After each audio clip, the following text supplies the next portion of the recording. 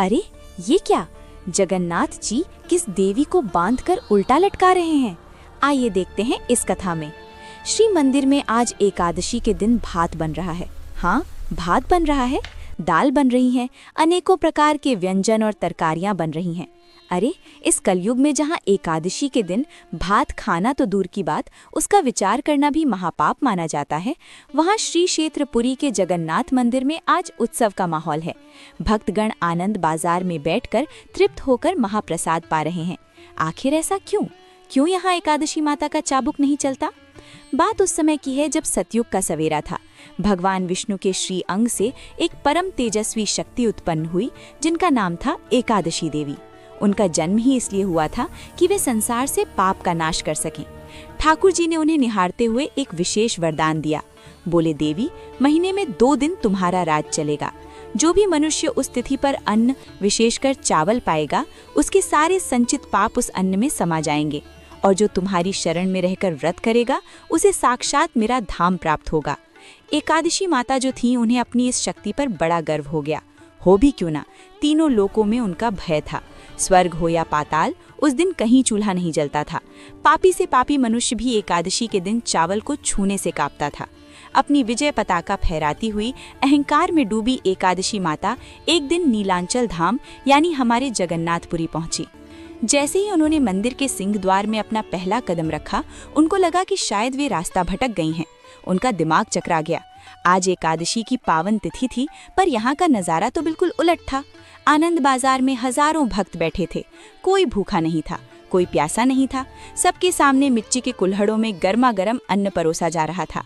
भक्त बड़े चाव से जय जगन्नाथ का उद्घोष करते हुए उस भात को पा रहे थे।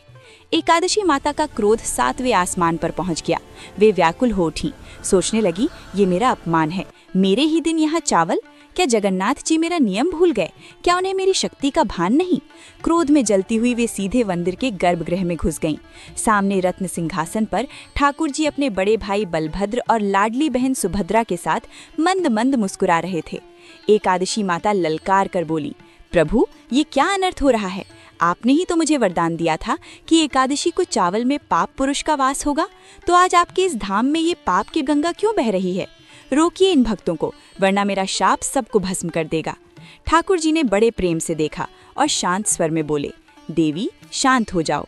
तुम देख रही हो, वो साधारण चावल नहीं है, वो कैवल्य है, वो मेरा महाप्रसाद है।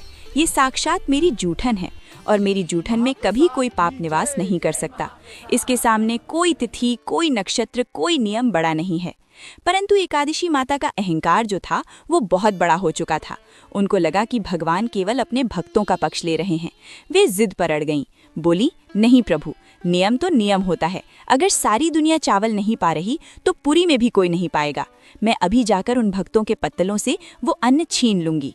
जैसे ही एकादशी माता पलटी और उन्होंने महाप्रसाद को रोकने के लिए अपना हाथ उठाया, तभी अचानक मंदिर का पूरा वातावरण बदल गया। ठाकुर जी की वो प्यारी सी मुस्कान ओझल हो गई। उनकी बड़ी बड़ी गोल आंखों में वो तेज आ गया जो प्रलय ला सकता है।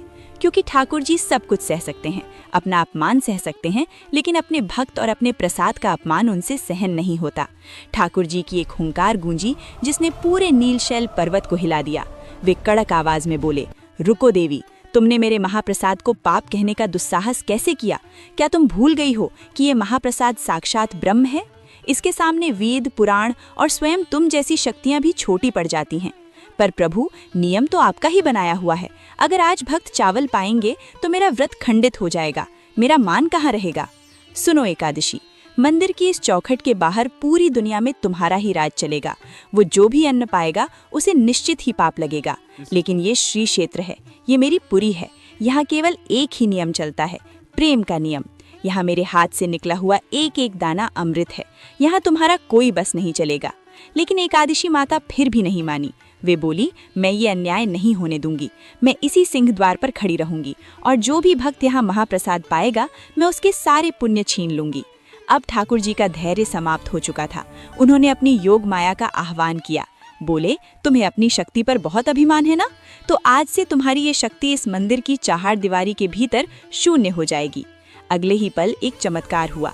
अदृश्य दिव्य जंजीरों ने एकादशी माता को जकड़ लिया। ठाकुर जी के आदेश पर उन्हें मंदिर के ईशान कोण में ले जाया गया और वहां उन्हें उल्टा लटकाकर बांध दिया गया। ठाकुर जी ने श्राप दिया, अब तुम यहीं बंदी बनकर रहोगी। तुम्हारी आंखों के सामने साल के 365 दिन, यहाँ तक कि एकादशी के दिन भी मेरे भक्त पेट भरकर महाप्रसाद पाएंगे। तुम सब देखोगी पर किसी को रोक नहीं पाओगी। यहाँ मेरी आज्ञा के बिना तुम पत्ता भी नहीं हिला सकोगी। एकादशी माता छटपटाने लगी। वे रोते हुए बोली, प्रभु, ये तो घोर अन्याय है। अगर मैं यहाँ ऐसे ही बंदी रहूंगी तो संसार मेरा सम्मान करना छोड़ देगा। क्या भक्त मुझे भूल जाएंगे? उनका सारा अहंकार मिट्टी में मिल चुका था। उन्हें समझ आ गया था कि मर्यादा पुरुषोत्तम के नियम भी उनके प्रेम के आगे हार जाते हैं। ठाकुर जी जो करुणा के सागर हैं, उनका दिल पसीज गया। सजा तो मिल चुकी थी, पर वे तो भक्त वत्सल हैं। उन्होंने बंदी बनी हुई एकादशी माता के पास जाकर एक अनोखा समझौता किया। ठाकुर जी बोले, देवी घबराओ मत, मैं तुम्हारा अपमान नहीं होने दूंगा। आज से एक नई रीत चलेगी। पुरी में एकादशी के दिन भक्त पेट भरकर महाप्रसाद पाएंगे। उन्हें कोई पाप नहीं लगेगा, लेकिन तुम्हारे सम्मान की रक्षा के लिए वे उस महाप्रसाद को पाने से पहले अपने मस्तक से लगाएंगे, उसे दंडवत प्रणाम करेंगे और मन ही मन कहेंगे, हे एकादशी माता, ये साधारण अन्न नहीं, प्रभु का प्रसाद है। मैं इसे प्रभु की आज्ञा मानकर ग्रहण कर रहा हूँ। मेरा व्रत खंडित न हो। एकादशी माता इस सम्मान से प्रसन्न हो गईं। उन्होंने वचन दिया, प्रभु, जो भी भक्त इस भाव से पुरी में महाप्रसाद पाएगा, मैं उसके पाप नहीं गिनूंगी, बल्कि उसे 2 गुना पुण्य प्रदान करूंगी। यही कारण है कि आज भी जगन्नाथपुरी दुनिया की इकलौती ऐसी जगह है जहां एकादशी के दिन आनंद बाजार में हजारों भक्त बड़े आनंद से महाप्रसाद पाते नजर आते हैं। वहां मान्यता है कि यदि एकादशी के दिन आपको महाप्रसाद मिल जाए और आपने ये सोचकर उसे ठुकरा दिया कि आज मेरा व्रत है, तो वो साक्षात जगन्नाथ जी का तिरस्कार माना जाता है और उसका भारी पाप लगता है।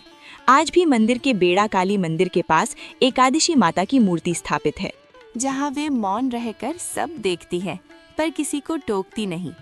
ये कथा हमें सिखाती है कि धर्म में नियम तो बहुत हैं, पर प्रेम और ठाकुर जी का प्रसाद उन सब नियमों से ऊपर है। क्या आपने कभी ठाकुर जी का वो अलौकिक महाप्रसाद पाया है? अगर कभी पुरी जाए तो नियम के चक्कर में प्रसाद मत छोड़ना। अगर आपको हमारे जगन्नाथ जी की ये लीला पसंद आई हो तो वीडियो को लाइक, शेयर और सब्सक्राइब करना न भूलें। जय जगन्नाथ जी की जय। एकादशी माता।